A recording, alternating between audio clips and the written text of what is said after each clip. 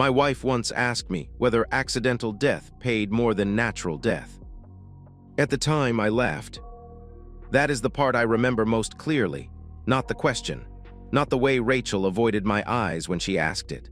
I remember my own laugh, tired and trusting, as if the woman sitting across from me could never be dangerous. My name is William Mercer. I was 36 then, an operations manager for a regional logistics company outside Columbus. My days usually began before sunrise and ended after dinner. I solved delayed shipments, staffing shortages, damaged inventory, and whatever other crisis had found my phone before breakfast. I was not emotional by nature. I believed most problems became manageable once you stopped panicking and started paying attention. Rachel and I had been married 6 years. We had no children. From the outside, our life looked polished and complete. A 3-bedroom house in a quiet subdivision, 2 reliable cars, comfortable vacations, and photographs Rachel posted online every few weeks to remind people we were happy. People believed those pictures. So did I. Rachel was beautiful in the effortless way that made strangers remember her. She could enter a room, learn everyone's name, and leave with 3 new invitations. She had spent most of our marriage figuring out what she wanted to do professionally. There had been an online boutique, a real estate course, a wellness page, and plans for a decorating business that never moved beyond a logo. I paid for all of it. I paid the mortgage, insurance, utilities, vehicles, groceries, dinners, clothes, weekend trips, and every new beginning she abandoned. I never demanded receipts. I never asked her to prove she was trying. I thought support was part of marriage and trust was not something you rationed. During our 6th year, the warmth between us thinned. Rachel stopped touching my shoulder when she passed behind me. She began taking her phone into the bathroom. My questions irritated her. My presence seemed to interrupt private thoughts she had no intention of sharing. When I asked whether something was wrong, she smiled without warmth and said I was imagining distance because I worked too much. I accepted that explanation because it blamed me. Then came the financial questions. Did my employer provide a death benefit? Was the mortgage insured? Would the house transfer automatically if something happened to me? How long did life insurance claims take? She asked casually, usually while scrolling through her phone. I told myself she was anxious about the future. I even felt grateful that she cared enough to plan for emergencies. One night, I sat at my desk looking at a photograph from our 3rd anniversary. Rachel was laughing against my shoulder, and I remembered thinking I would do anything to protect the life we had built. I still feel the irony of that memory. A week later, after several break-ins in nearby homes, I installed discreet security cameras throughout ours. I did it quietly because I was still testing the system and knew Rachel hated visible equipment. I thought danger arrived through broken glass, forced locks, and unfamiliar footsteps in the dark. I was wrong. I installed those cameras to protect our home from strangers. I never imagined the most dangerous person. Inside, it already had a key. The system was simple but thorough. 4 motion-triggered cameras covered the front entrance, back hallway, living room, and kitchen. Each recording uploaded automatically to an encrypted cloud account that only I could access. The lenses were small enough to disappear among smoke detectors and shelving. I had planned to show Rachel everything that Saturday, after I finished testing the notifications. On Wednesday evening, I was still at the office when my phone vibrated. Motion detected, living room. I expected a delivery driver at the window, maybe Rachel carrying laundry through the room. I opened the live feed without thinking. She was sitting on the couch with one leg folded beneath her, phone pressed to her ear. The television was off. Her voice was low, intimate. At first, I assumed she was talking to a friend. Then she said my name. William always gets home around 6:30 on Mondays. My hand stopped above the keyboard. A man's voice answered faintly through the speaker. I could not hear every word, but I heard enough to understand that Rachel was not discussing dinner. "I'll leave the back door unlocked," she said. "You come in after 5, stay behind the wall near the living room. He always drops his bag by the chair." There was a pause. Rachel listened, then sighed as if the man on the other end had asked an inconvenient question. "No gun, I told you. It has to look like a burglary." My office seemed to lose all sound. The ventilation, phones, traffic beyond the window, everything disappeared beneath the blood pounding in my ears. Rachel continued calmly. "You get behind him and choke him. I'll grab his arms if he fights. Once he stops moving, we mess up the room and take the laptop. The police will think he surprised someone." The man asked something else. "Yes, Anthony, the policy is active, I checked." She spoke about my death the way I spoke about delivery schedules, sequence, timing, contingencies. She said the house would pass to her. She mentioned our joint savings. She estimated how long the insurance company might investigate before paying. Then she laughed. It was a small laugh, almost affectionate. That sound hurt more than the plan. I stopped the recording and sat motionless. Every strange question from the previous months arranged itself into a single answer. The insurance, the mortgage, her impatience, the phone she guarded, the photographs she posted while calculating what my body was worth. My first impulse was to call her. I wanted to hear her panic. I wanted to force her to explain how 6 years of marriage had become an unlocked door and a stranger's arm around my throat. Then training replaced emotion. Not military training, nothing dramatic, years of managing emergencies. Do not alert the cause of the problem before you understand the whole failure. If Rachel knew about the camera, she could erase messages, warn Anthony, change the date, or choose a place where no one would see. I downloaded the clip to an external drive, a private cloud folder, and a new email account. Then I called a criminal attorney whose firm had once handled an employee case for my company. I told him exactly what I had. "Call the police now," he said. "Do not confront either of them." I called. 2 officers met me in the office parking lot. They watched the recording, took a report, and treated me seriously. But they explained that recorded planning, without supporting evidence or an overt act, might not produce an immediate arrest. They advised me not to return home alone and promised to forward the report to detectives. I thanked them. Then I sat in my car beneath the yellow parking lights, trying to understand that my safest place was now anywhere Rachel was not. My phone lit up. "Rachel, miss you. Come home soon." I stared at the message until the screen went dark. I did not reply. I was already thinking about Monday. I made one decision before leaving that parking lot. I would not run, and I would not confront her. Rachel and Anthony wanted Monday. I would give them Monday exactly as they had designed it. Same house, same unlocked door, same arrival time. The difference was that every second would be recorded, witnessed, and reported before it happened. The days between Wednesday and Monday felt unreal. I returned home that night. Rachel met me in the kitchen, kissed my cheek, and complained that dinner had gone cold. I apologized for being late. I ate across from the woman who had spent part of her afternoon discussing how to stop me from breathing. She asked whether I was tired.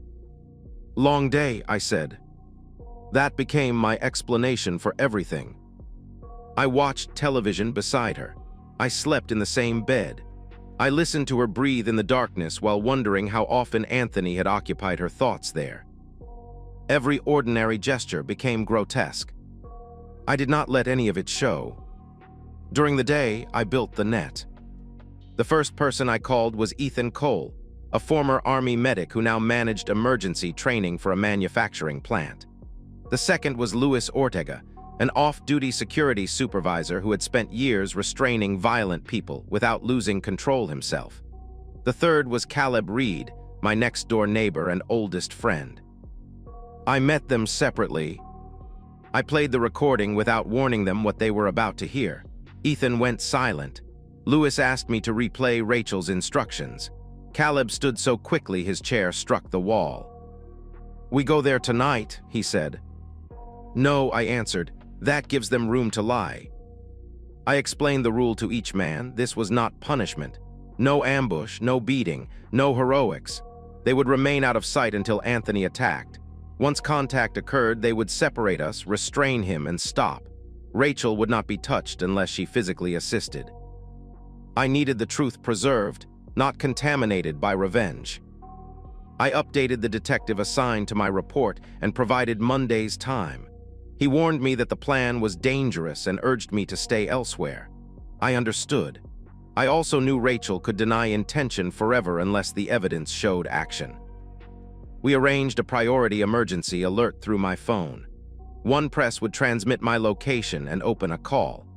My attorney received the original recording, the police report, camera access, and instructions to release everything if I failed to confirm my safety by 7 o'clock Monday. Then I protected what remained of my life. I moved personal savings from an account Rachel could access into one in my name alone. I copied policy documents, photographs, financial records, and saved statements showing every major purchase. I made no visible changes. I wanted her confident. On Saturday, she sent me a message from upstairs. Planning something nice for Monday. Be home by 6:30. I read it twice. She had disguised my execution as a romantic dinner. Looking forward to it, I replied. Sunday night, every camera was active. My friends knew their positions. Caleb would watch from his house. Ethan and Lewis would wait in a van around the corner until Caleb signaled that Anthony had entered. Rachel climbed into bed wearing the perfume she used when we first met. She curled toward me and rested her hand on my chest. For one dangerous second, grief nearly exposed me. Then I remembered her voice saying, "I'll grab his arms if he fights." She fell asleep. I remained awake until dawn, listening to the clock divide the final night of our marriage into smaller and smaller pieces. By Monday afternoon, everyone was ready. At 6:24, I parked outside my own house. My hands were steady. The emergency device sat beneath my jacket. Through the front window, I saw the living room lamp glowing. I stayed in the car for 4 minutes, memorizing the person I had been before I opened that door. Then I stepped out.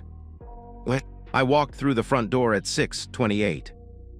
Rachel appeared from the kitchen before I removed my jacket. She wore a dark green blouse and the smile she used in photographs, carefully shaped, empty around the eyes. "You're early," she said. 2 minutes. She kissed my cheek. Her lips were cold. "I need your help with something in the living room." I set my work bag beside the chair, exactly where she had told Anthony I would. As I followed her through the hallway, I glanced toward the back door. It was ajar, with a thin strip of evening light along the frame. Rachel noticed. "I brought groceries in earlier. I must not have closed it." I nodded and entered the living room. For half a second, nothing happened. Then Anthony came from behind the wall. His forearm struck across my throat. His other hand locked behind my head, and his full weight drove me backward. He moved without hesitation, like a man completing an agreed task. I pressed the emergency device beneath my jacket. It vibrated once against my ribs. Anthony dragged me backward. Pressure closed around my neck, sharp and immediate.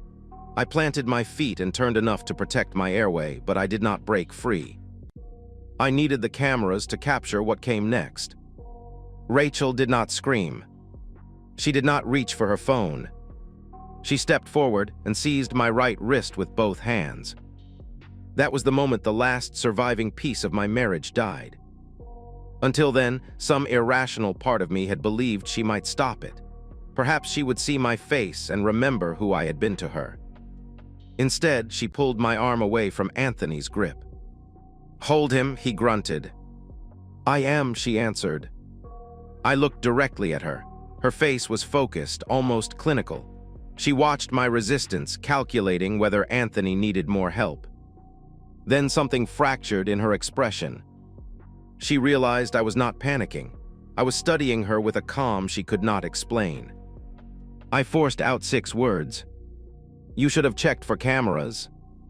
Her hands loosened. The front door burst open.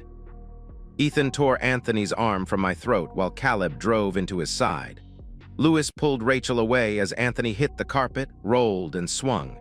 Ethan pinned Anthony's shoulder while Lewis secured one wrist. Once Anthony was restrained, they moved back. I remained on one knee, pulling air into my lungs. Rachel collapsed beside the couch. "Oh my God," she cried. "William, I didn't know, he just came in, I was trying to pull you away." She had changed the story before my breathing steadied. Anthony twisted toward the door. "They set me up, she told me to come." Rachel stared at him. "I never told you anything."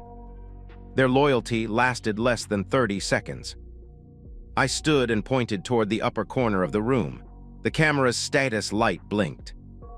Rachel followed my finger. Her crying stopped. Police arrived minutes later, separated everyone, and placed Anthony and Rachel in handcuffs while officers examined my neck and Caleb's face.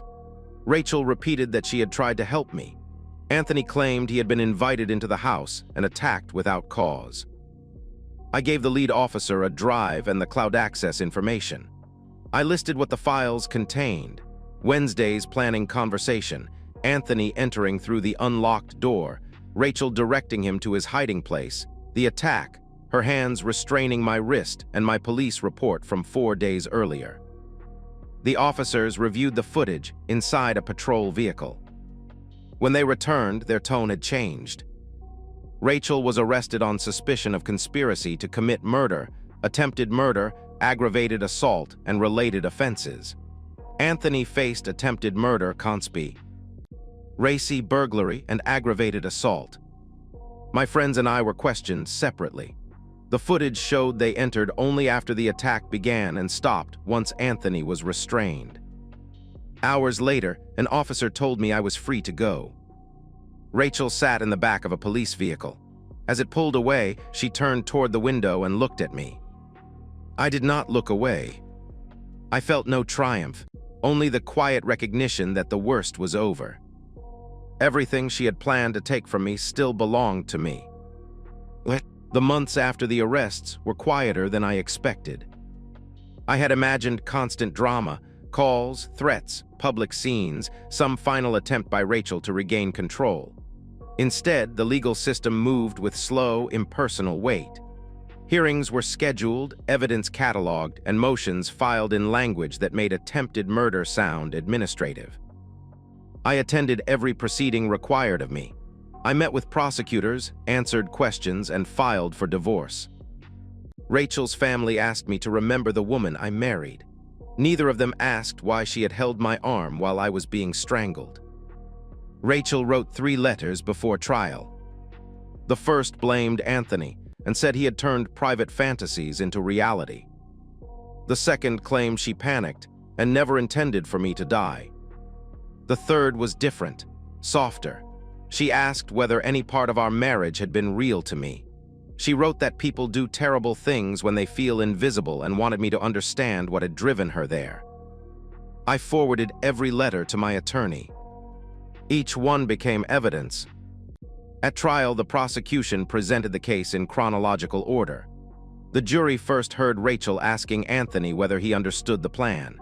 Then they heard her explain my work schedule, the unlocked back door, his hiding position, the chokehold, the staged burglary, the insurance, and the savings. Her voice was calm. That mattered. There was no fear in it, no pressure, no hesitation. She corrected Anthony, warned him not to bring a weapon, and laughed when he asked whether I might fight harder than expected. Then the jury watched Monday. They saw Anthony enter through the back door. They saw Rachel lead him behind the wall. They saw her greet me, kiss my cheek, and guide me into the room. They saw Anthony attack. They saw Rachel take my wrist. No defense argument survived the footage. Anthony tried to negotiate a plea by blaming Rachel. Rachel's attorneys suggested Anthony had acted beyond her intention. Their stories collided with each other and then collapsed against the recording. The loyalty that had seemed strong enough to kill me disappeared as soon as prison became real. I testified on the final day. The prosecutor asked what I understood when I heard the first recording. That my wife believed I was worth more dead than alive, I said. I described the police report, the cameras, the emergency alert, and the reason my friends waited until the assault began. I did not call Rachel evil. I did not call Anthony a monster. I had learned that facts delivered calmly could be more damaging than anger. Before I stepped down, I was allowed to address the court. She did not lose control for a single moment, I said. She planned my death because she calculated that my life was worth more to her as an insurance payment than as a marriage. I returned to my seat without looking at her. The jury convicted both of them on every major charge. The judge cited premeditation, financial motive, coordinated preparation, and the clarity of the recordings before imposing sentences near the upper range permitted. Rachel did not collapse when the verdict was read. She seemed to deflate slowly, as if the future she had imagined was leaking out of her one breath at a time. Outside, my attorney shook my hand. The sky was ordinary. Cars moved along the street. People entered restaurants and complained about traffic. The world had not paused for what nearly happened to me. I stood on the courthouse steps and breathed. Rachel had spent months planning how to end my life. I had spent those same months learning how to take it back. I sold the house after the divorce became final. People assumed I could not bear living where the attack happened. I simply refused to spend the rest of my life moving through the dimensions of Rachel's plan. The hallway was where she watched Anthony enter. The living room was where she expected me to die. The kitchen was where she prepared dinner so the police would find a convincing scene. I kept my job, my savings, and the financial stability she had expected to inherit. Then I accepted a transfer to another city, bought a smaller place, and started again. I was not escaping. Escape suggests that something is chasing you. Rachel had no access to my life anymore.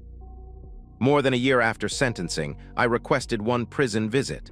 Closure, I had learned, was simply the last decision made about a wound. Chell entered the visitation room wearing institutional clothes. Her hair was shorter. Her face looked older, not because of time alone, but because comfort had disappeared from it. She sat behind the glass and searched my expression for anger, grief, or weakness she could use. I placed a copy of our finalized divorce judgment against the glass. For several seconds, she said nothing. Then she began to cry. "Do you remember who I used to be?" she asked through the phone. I studied her. I remembered the woman in our anniversary photograph. I remembered the cold kiss at the door. I remembered her hands closing around my wrist while Anthony crushed my throat. A quiet laugh escaped me. Not because anything was funny, but because I finally understood the absurdity of what she had attempted. She had believed she could erase me, collect the value of my labor, and step into my future as if I had built it for her. "You planned my funeral," I said. "I attended the death of your future instead." Her mouth opened, but I returned the phone to its cradle. I stood and left without looking back through the glass. Outside, the air was cold and clean. I drove home to a city Rachel had never visited, to a house she had never touched, and to a life she would never control. She tried to turn my death into her beginning. Instead, her plan became the end of everything she thought belonged to her. The life she tried to steal is still mine. And I do not think about her anymore.